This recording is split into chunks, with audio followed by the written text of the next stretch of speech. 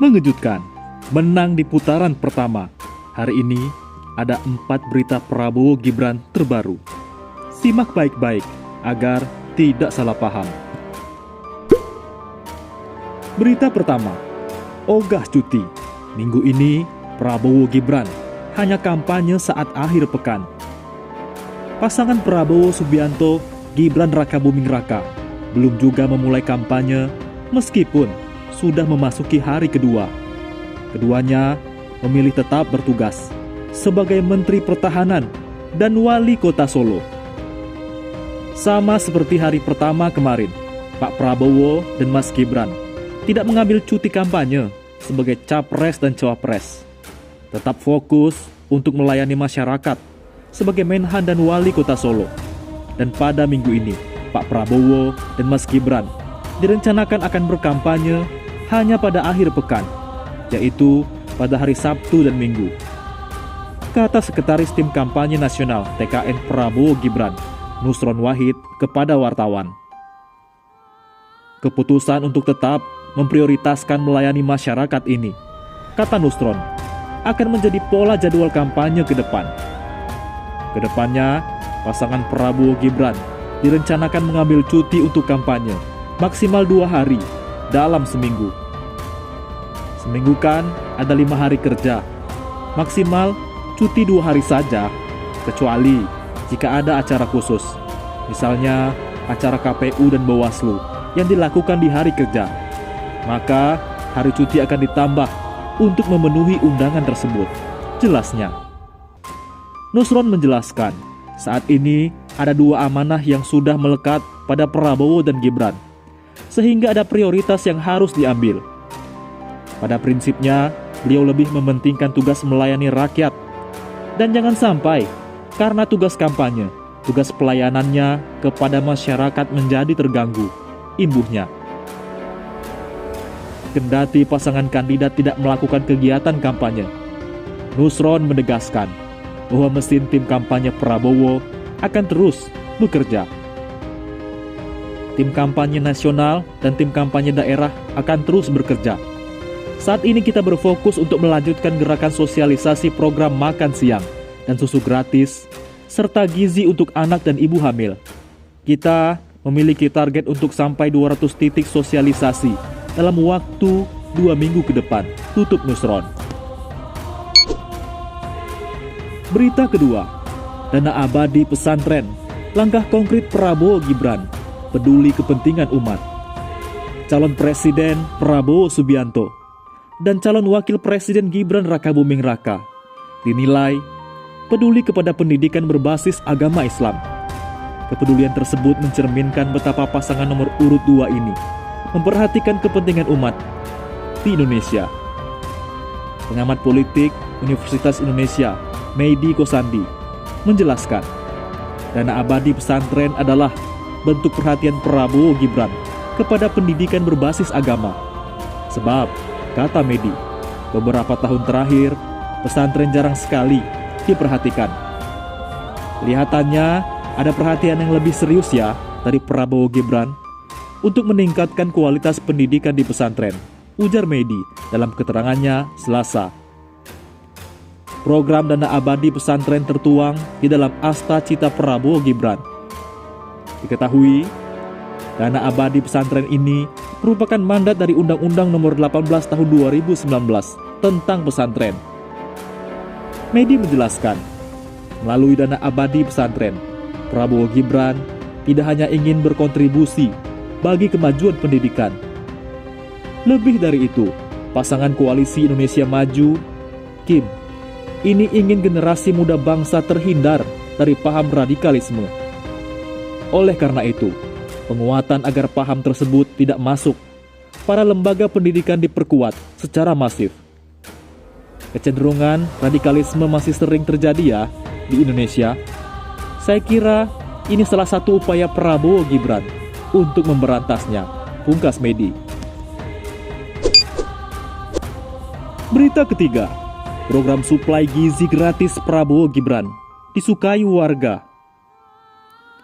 Program pemberian suplai gizi gratis yang diusung calon Presiden Prabowo Gibran disukai warga Indonesia. Sebab program suplai gizi tersebut secara langsung berdampak bagi kehidupan masyarakat. Programnya diinginkan oleh seluruh keluarga di Indonesia, terutama program untuk ibu hamil, kemudian balita, ujar Direktur Eksekutif Komunikoten Hariko Wibawa Satria dalam keterangannya. Pasalnya, ketersediaan gizi di Indonesia terbilang cukup kurang, hingga belakangan muncul masalah stunting yang kemudian menghantui tumbuh kembang generasi muda Indonesia. Melihat hal tersebut, Hariko menilai program tersebut akan memakan banyak biaya saat ini. Namun, dampaknya akan sangat terasa di masa depan. Indonesia akan memiliki kualitas SDM yang mumpuni serta bebas dari stunting. Program ini akan menghabiskan banyak biaya, tapi di masa depan akan menghemat banyak biaya, pungkasnya. Berita keempat, dukungan masif anak muda dinilai mampu buat Prabowo menangkan Pilpres 2024. Calon Presiden Prabowo Subianto saat ini merupakan figur yang masif didukung oleh anak muda Indonesia. Dukungan masif tersebut dinilai mampu membuat Menteri Pertahanan Menhan ini memenangkan pemilihan Presiden Pilpres 2024. Direktur Eksekutif Kajian Politik Nasional (KPN) Adib Miftahul mengatakan dukungan masif dari anak muda sangat berarti untuk Prabowo. Sebab pemilih pada Pilpres 2024 akan didominasi oleh anak muda. Ya, akhirnya kan dengan data seratusan juta pemilih itu akhirnya menjadi peluang untuk bisa menang, kata Adib. Berdasar data Komisi Pemilihan Umum KPU, mayoritas pemilih pada Pilpres 2024 adalah anak muda, yakni sebanyak 52%. Besarnya presentasi tersebut setara dengan 100 juta jiwa. Dari jumlah sebanyak itu, berdasarkan survei polling Institute periode 15-17 November, menunjukkan bahwa Prabowo bersama pasangannya Cawapres Gibran Rakabuming Raka adalah pasangan yang paling dipilih oleh anak muda. Sebab, sebanyak 66% anak muda berusia 21 tahun ke bawah memilih Prabowo Gibran. Dukungan tersebut mengalahkan pasangan Koalisi Perubahan untuk Persatuan KPP Anies Mohaimin dan duet PDI Perjuangan yakni Ganjar Mahfud yang hanya mendapat 10,3%. Temuan serupa juga didapat dari kelompok dalam rentang 22-25 tahun. Mayoritas pendukung Prabowo Gibran dengan perolehan 59,6%. Raihan itu mengalahkan Ganjar Mahfud sebesar 19,4% dan Anies Mohaimin dengan 18,6% saja. Dalam survei, memang dukungan anak muda terlihat meningkat kepada Prabowo dan Gibran, pungkas Adib.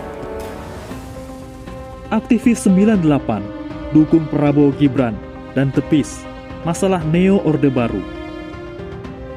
Sejumlah aktivis 98 telah menyatakan dukungannya kepada pasangan calon presiden dan wakil presiden Prabowo Gibran pada pemilihan presiden 2024. Wakil Komandan Tim Kampanye Nasional Prabowo Gibran sekaligus anggota aktivis 98 Mangapul Silalahi menyebutkan bahwa pesta demokrasi 2024 telah dimulai meskipun eskalasi animo masyarakat sudah makin tinggi dan memanas.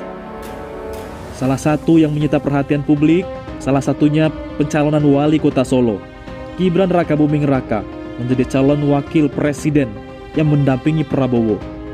Sebut Mangapul ketika di Sekretariat Dewan Eksekutif Nasional Rampai Nusantara, Jakarta Timur. Mangapul pun menjelaskan terkait majunya Gibran yang banyak menarik perhatian, dan hal ini menjadi menarik karena ia adalah putra sulung Presiden Republik Indonesia Joko Widodo. Dukungan akhirnya mengalir dari beragam komunitas dan kelompok masyarakat karena Gibran dianggap menjadi keberlanjutan dari keberhasilan pemerintahan Jokowi.